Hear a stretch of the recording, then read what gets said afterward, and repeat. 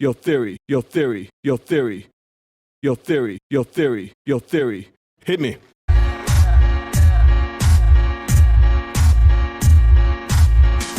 Your theory, your theory, your theory, your theory, your theory. Hit me. Your theory, your theory, your theory, your theory, your theory. Hit me. Your theory, your theory, your theory, your theory, your theory. Hit me. Your theory, your theory, your theory, your theory, your theory.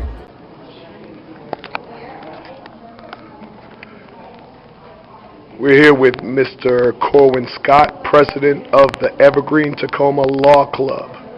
Now, Mr. Scott, why don't you tell me a little bit about yourself and a little bit about the Law Club and a little bit about the famous Expungement Clinic? Well, my name is Corwin Scott, and I'm a junior here at the Evergreen State College. I'm actually going to graduate very soon. I'm a pre-law student. The Expungement Clinic was created because a lot of the students here who are pre-law students could not find an internship opportunity.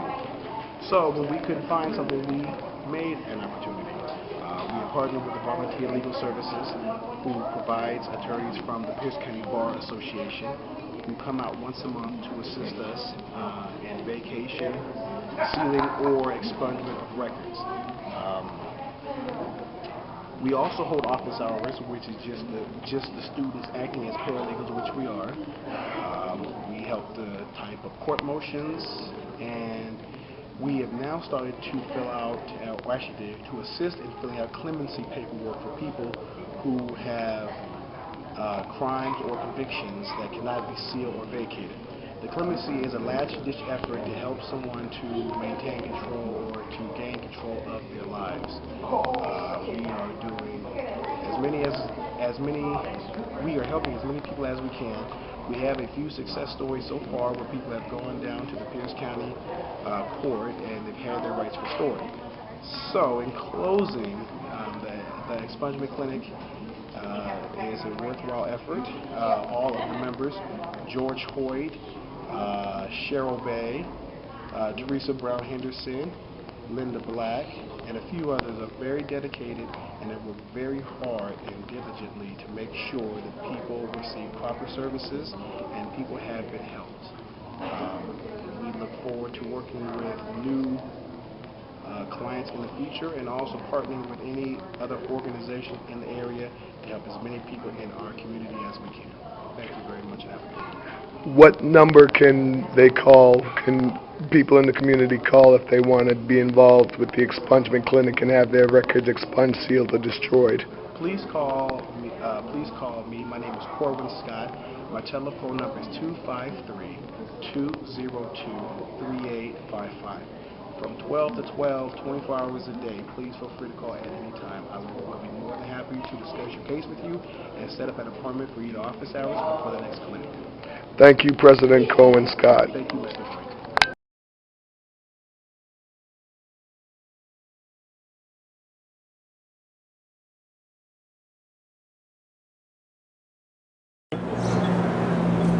Hey, homie, let me see some ID.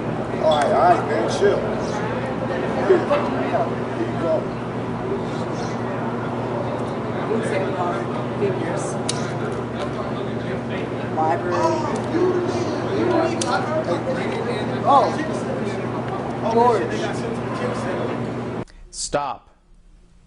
In Washington State, you do not have to provide identification to a law enforcement officer who approaches you on the street. You don't have to give your driver's license or Washington ID card. You don't have to give out your address, date of birth, or even your name.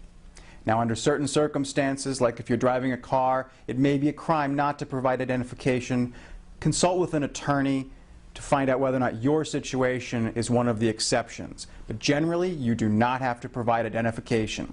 And you want to think, before you reach for that wallet, about whether or not this is going to help or hurt the situation. If you ask the cop whether you're under arrest, and he says yes, he's going to get your ID anyway. It may be better to provide it voluntarily, keep the situation calm. But if you are free to leave, He's going to, if you provide your ID, do a warrants check. It's going to be delay, and delay in this situation is not your friend. As always, whenever you interact with law enforcement, you want to be polite and unhelpful. You want to be honest and silent. Do not do or say anything because the cop wants you to. Do or say things only if it benefits you.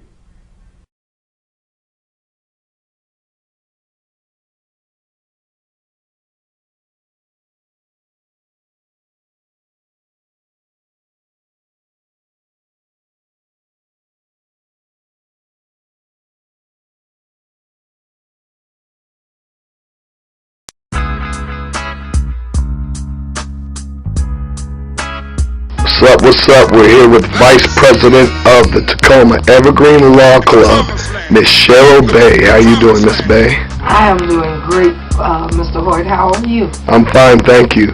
Why don't you explain to me a little bit about the Tacoma Evergreen Law Club, your position, and what goes on here? The Evergreen State College Tacoma Law Club is an ongoing club. I don't know how many years there's been one here. However, I became a law club member in 2010, and Warner Campbell was the president. And at that time, we were having an annual, we had some annual things that the law club did. A tenants' rights conference, along with an expungement workshop. This year, under the presidential guidance of Mr. Corwin Scott, our law club has changed the annual expungement workshop into a monthly expungement clinic. The desire of the present law club is to bring hope to the community. And in doing that, we've linked up with Volunteer Legal Services, who is in charge of kind of the lawyers doing their volunteer time, have kind of curved those lawyers into our school and on our campus and made themselves available at an appointed time for the community. And the training for this process was done also by some bar attorneys from Pierce County Bar Association. And the number one thing that I like about that training is they gave us to give to the community hope.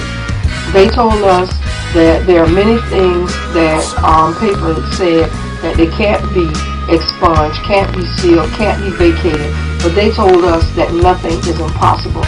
And that's what we tried to present to the community that's come into Evergreen to be seen and helped at the law clinic that goes on monthly here, is hope.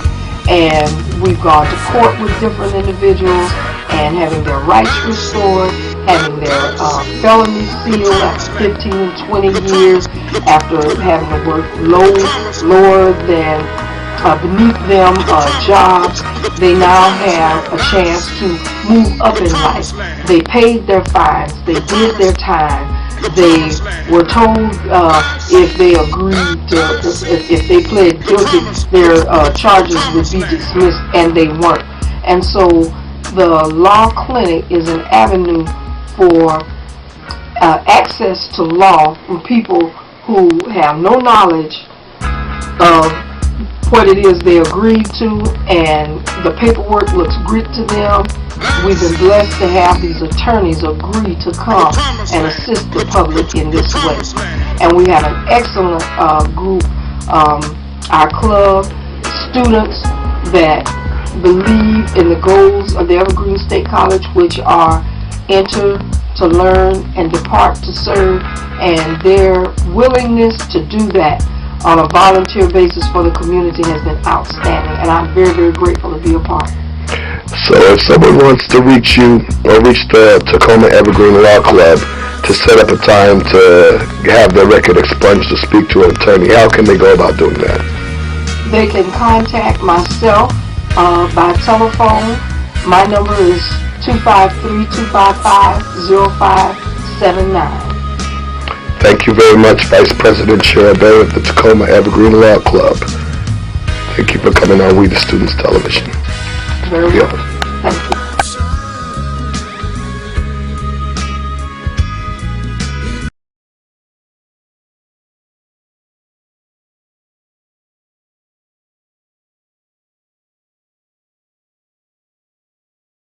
Hey, homie, up against the wall. Turn around, turn around. Man, Turn damn. around. Fuck, I ain't even do nothing, man. Whatever. I don't got nothing, dude. What's this? What's what? Oh, shit. What the fuck is this? Stop. You do not have to consent to a search.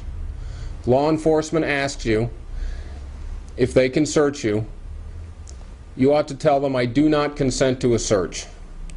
If they ask you if they can come in your home and search, you should always request to see a search warrant and indicate to them that you are not consenting to a search. They may search anyway. If that happens to you, bear in mind that resisting a police officer can get you hurt and can lead to felony charges. Again, your default position needs to be, I do not consent to a search, I'd like to see a search warrant, and I'm not resisting anything. You need to preserve your rights. If you allow an officer to search you by saying something like, it's okay if you search, I have nothing to hide, go ahead and search, then the officer always has authority to search. And police are very good at finding things and making them look incriminating later on.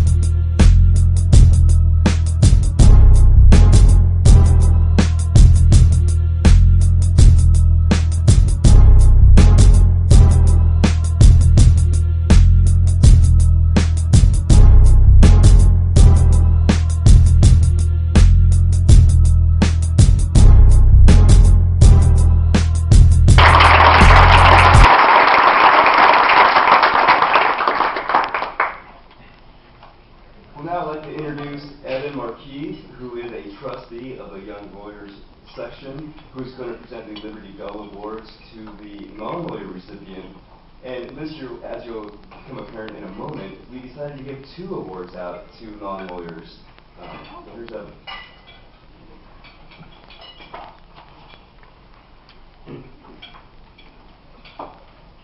Pardon my lingering cough. Hopefully I won't cough too much up here, but I was a bit sick the last week, so hopefully that doesn't come up today. Ladies and gentlemen, it gives me great pride to be here today as a representative of the Pierce County Bar Association and the Young Lawyers section, and to present this year's award, the Liberty Bell Award, to our co-non-lawyer recipients. As we've mentioned at this lunch today, this year's Law Day theme is the legacy of John Adams from Boston to Guantanamo, with the idea of celebrating both lawyers and non-lawyers who represent the accused, even when doing so may not be the most popular decision.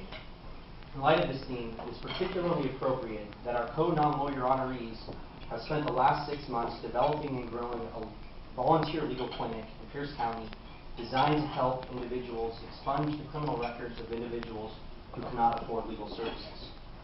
Today, expungement is particularly important to the qualified individuals because of the advancement in technology that have made public records more available and accessible to potential employers and landlords. With the job and rental housing markets being as competitive as they are, a minor conviction in someone's distant past should not impact their current employability and housing options. The Expungement Clinic seeks to help those qualified individuals take the final step in the criminal rehabilitation process and move on with their lives. Since its inception in December 2010, the Volunteer Legal Services Expungement Clinic has assisted 115 individuals in expunging their record, and yet has an unending list of future clients. I promised I would give a plug today for Volunteer Legal Services Expungement Clinic. So for those of you who are looking for volunteer options and an opportunity to use your legal skills, please consider volunteering with Volunteer Legal Services and the Expungement Clinic, as there is an insatiable demand for legal services for those who can't afford it in our community. Now on to our co-recipients. Our first co-recipient is Linda Black. Linda Black's involvement in the legal profession is a second career for her. She has an associate's degree in business management from TCC and initially worked for a number of years as a loan officer. When she decided that that wasn't for her, went back to school at TCC to obtain her paralegal's degree. During school, she interned at Northwest Justice Project and then was hired on full-time after graduating to the Pierce County Volunteer Legal Services, where she's been for the last 2 years. She is exceptionally passionate about working with clients, and she made that very clear to me when we spoke. And she enjoys investigating the facts involving the clients. Her responsibilities at Volunteer Legal Services include recruiting volunteer attorneys. So for those of you who are interested, give your business cards to Linda before you leave. And also screening potential clients to determine what appropriate clinic is available for their needs. Our other co-recipient is Corwin Black, and he is currently pursuing his bachelor's degree in liberal arts with an emphasis in law at Evergreen State College. That's Corwin Scott. Scott! Linda Black, Corwin Scott. Yes, I apologize. Corwin Scott, thank you very much. He is currently the president of the Law Club and is scheduled to graduate in June this year. Afterwards, he plans to continue his education and ultimately attend law school and obtain a law degree. He's the proud father of 3 and is born and raised in Tacoma. The genesis of the Expungement Clinic is the after-school parking lot at Evergreen State College, where Linda and Corwin would discuss the needs in our community and available resources at their disposal. Corwin was able to mobilize the available resources at Evergreen with the support of the college's director, including the facilities, student interns, and the technology to support the clinic. Linda was able to bring in, with the support of Volunteer Legal Services and Lori Davenport, legal manpower, and some grant money to help get this clinic up and running. With those pieces in place, they have been able to establish a monthly clinic and a resource center staffed by students at Evergreen State College. With their relentless commitment to helping our community, they truly encompass what we are here to celebrate today. Please help me congratulating the 2011 non-lawyer recipients of the Liberty Bell Award, Linda Black and Corwin Scott.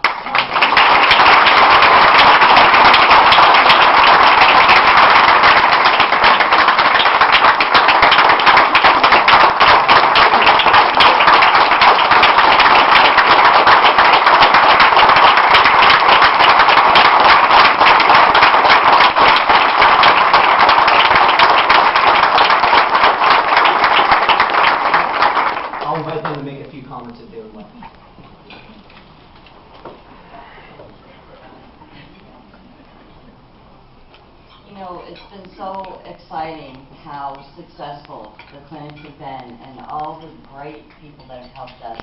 The students in the law club that facilitate the clinics. We have 20 attorneys that have actively participated. Some of them are here. And it's just been great because of all the people. And I guess Corwin and I kind of forgot about those meetings after class in the parking lot in the rain when this was all a dream, and we kind of forgot about our part. So thank you for remembering us for it.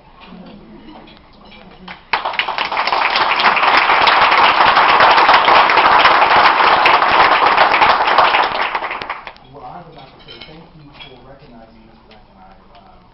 We have come a long way in a very short time. We've done a lot of work together. I also would like to recognize Evergreen State College for giving us an opportunity to put together the clinic. I first would like to say thank you to Dr. R.T. Young, to attorney Barbara Laners, to my mother Kitty Scott, and my father Elwood Scott, to the people who have been in the trenches in the office hours and in every clinic, Mr. George Hoyte, who's holding the camera, to Teresa Henderson Brown, and to Mrs. Cheryl Bay. I also would like to thank the fellow students, and I also would like to thank the attorneys for coming out each and every claim. It's because of you that I'm standing here today. And also to Ms. Davenport as well. She's been my hero. Thank you very much and have a good day.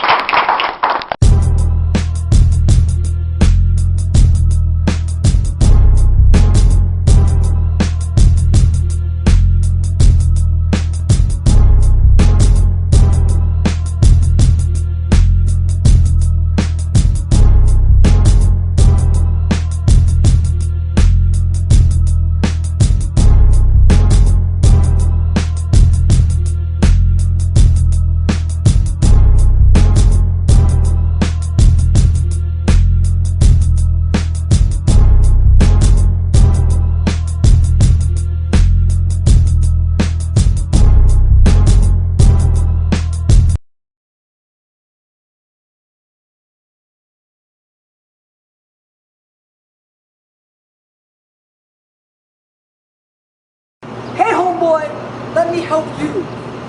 Where'd you get the weed from?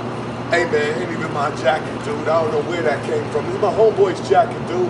We were just out the street, man. I lost my coat. You let me go, man, for real. For real, I don't know where it came from, man. You know what I'm saying? Hey, you could have to my... Stop. Shut the fuck up. You do not have to answer questions, and you shouldn't, especially after you've been read your Miranda rights. Because if you've been read your Miranda rights, that means you are under arrest. You are not talking your way out of anything. And everything you say is going to get twisted by the cops and used against you later. Your silence cannot be legally twisted to mean anything. There is no benefit for you talking, and it's only going to hurt you. So don't say anything. When a cop asks you questions, you say, I do not want to speak to you. I do not want to answer questions. I want to remain silent, and I want a lawyer. As always, whenever you interact with law enforcement, you want to be polite and unhelpful. You want to be honest, and you want to be silent. Don't say or do anything just because a cop asks you to. Say or do something because it benefits you.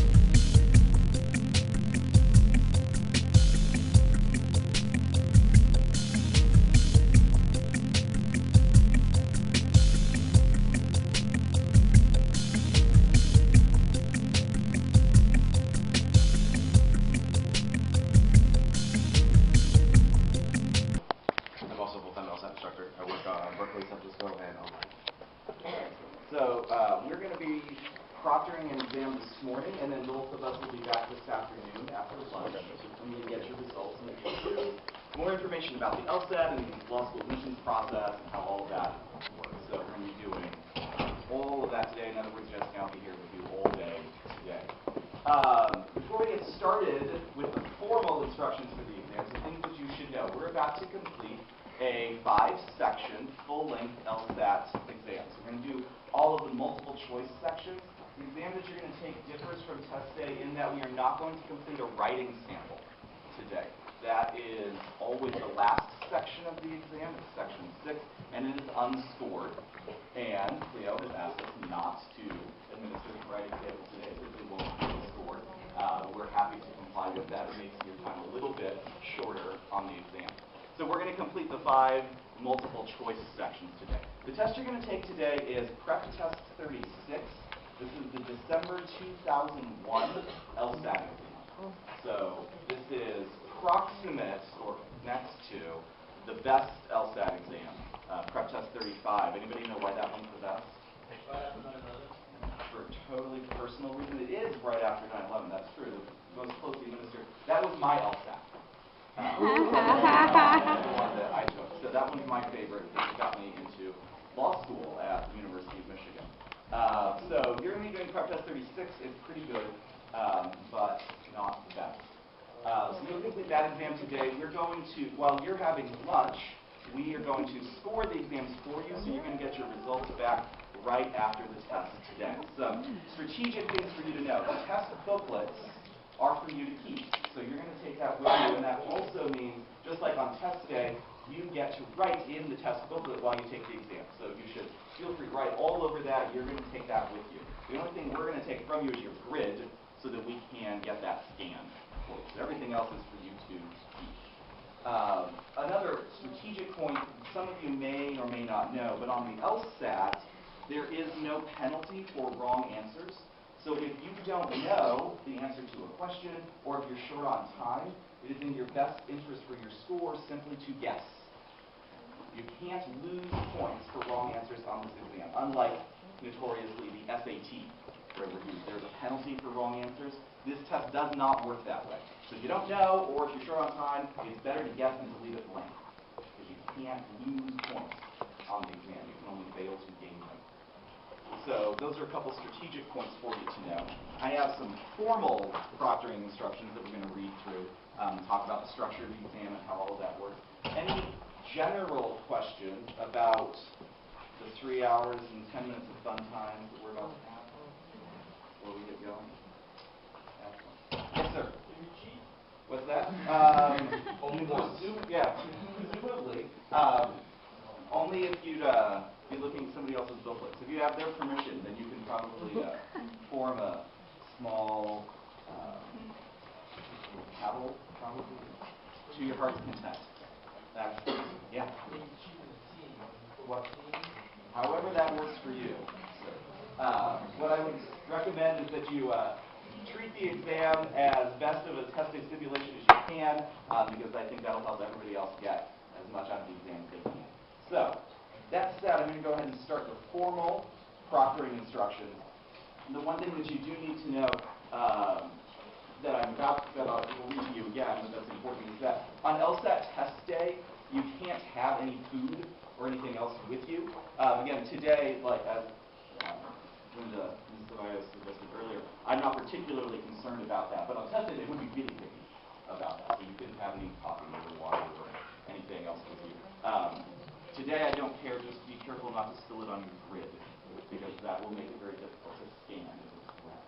So that's my only concern. Yes, sir. Does any of this information be passed on to any other organizations other than CAPL and Cleo? No. So Cleo is one of our national partners. We do this event with them everywhere that they organize it around the country. So this information doesn't go to anybody else. Yeah. True story. Thank you for asking. Yeah. Those entities. You're usually talking about something that is based on that whole some versus most. For example, some means one or more. Most means what? Majority. That's correct. And the LSAT will test you on your ability to recognize the difference between some and most. Can versus must. Can means it's possible. Must means has to. That's the kind of thing that you want to train yourself to notice. Okay? The LSAT loves those kinds of words. Okay? And I guess I love the LSAT, so therefore I love those kinds of words. I guess that's how you get formal logic of that. Okay. So anyway, so let's look at one more example for number 5 and use our method again. We wouldn't use this because this is our previous work, So let's go ahead and redraw our list of entities. And let's take a look here at our if then. If watermelons, so yes on watermelons, great. What does that mean? We have to have what? Figs or tangerines or both. So we have to have at least one of figs or tangerines.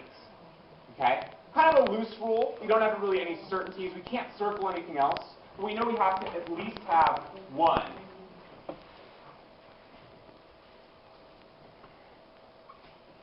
of figs and tangerines. Right? Everything else still would be the same rules, and we're not sure about it. Okay? So let's take a look at must be false. The stand does not carry figs. Does the stand have to carry figs in this case? No, because it has to carry at least one. So it could carry tangerines and not figs. Same thing with B. The stand does not carry tangerines. That's not a must be false because, again, it could be at least one. Okay, everybody cool so far? Yeah. Great. Okay, the stand does not carry pears. Do we see that as being necessary? No? Okay. So that doesn't seem to help. The stand carries pears, but not oranges. Where would we want to make sure to go here? We want to go back to what? Chart. Yeah, to our chart, exactly. So yes on pears and no on oranges. Is that okay? Can you be in New York but not in Manhattan? Is that okay? Yeah. Yes. Excellent. Okay. The stand carries pears but not tangerines. Uh-oh. Is that a problem? Yes on pears would mean what? No. Yes on tangerines. So do we have our must be false? We do. Okay. Yeah.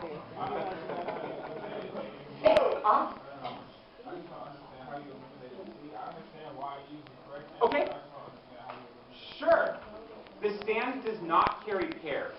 Well, here's the thing. If it didn't carry pears for sure, then we would have been given a rule that completely eliminates pears. So, for example, we would have pears X'd out here if it did that. Since all we're doing is yes on watermelons, pears aren't affected. So they are possible, but not definite. So we can't say it must be false if you don't carry pears. It could be true. Okay? All right. Any other questions? I guess building off that, is it because we have watermelon and we know like sometimes if you have watermelon you may have oranges, which means you may have pears too, or is it It's a little bit, it's more just a matter of you don't want to overanalyze the remainder of the sketch, the part that's not being affected. The only thing that we can say is true on the basis of watermelons is one of these. At least one of these. That's all we can say is true. So the thing is that yes on watermelons does not affect oranges, because oranges still could exist, because we saw last time no on watermelons meant no on oranges. Yes on watermelons means maybe oranges. So the fact that you have all these maybes is the kind of thing that you want to look at maybes, but you're looking for a must-be, right? So you have all these maybes, and you're looking for a must-be. Maybes are not a must-be. So that's why E would be correct, because E directly contradicts your sketch. It says, yes on pears, no on tangerines. Can't do it. Okay? But all the rest of them are possible. And what we want to learn to do is not have to go into all of the possibilities, but then just basically say, well, I don't have for certain on this. In my list, I have not crossed out pears, I have not circled oranges, so all of those things are still possible. I have two. Sure. The first one is, so for the E, didn't we do that, the converse thing where it's like no tangerines, we have kiwis, so then it wouldn't really contradict our sketch because then we still have... Well, here's the thing. It says, has pears, but not tangerines. Okay? Yes on pears means what? No on kiwis. Yes on tangerines. That's why it contradicts it. So then why don't we write that right there? Is the question back to you? What must be false? Yeah, what must be false? So I'm not sure what I mean. What was your question? Well, we can see what we did before we even drew the rule. We did we did the second rule, which was no tangerines. Sure. So right there it says no tangerines, and we have kiwis. So it says we have no tangerines. So okay, so here's the thing though that we want to actually be concerned with. On answer choice E, it says the stand carries pairs. Yes, pairs, according to that, right? Answer choice E, yes, pairs. So what we want to do is use our chart to see what yes, pairs tells us. Yes on pears tells us no on kiwis, tells us yes on tangerines. Oh, I see. So you don't want to go back to the old... No. This focusing, the reason why this is good to focus on is because if we try to link everything every time we had an answer choice like this, that'd be a lot of extra work. We already have them linked up. We can say yes on pears means everything to the right. Then we know that yes on pears and no on tangerines is not possible based on our steps. Logic. Yeah.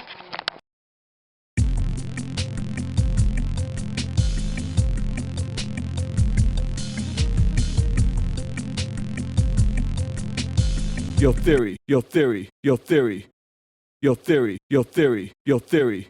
Hit me.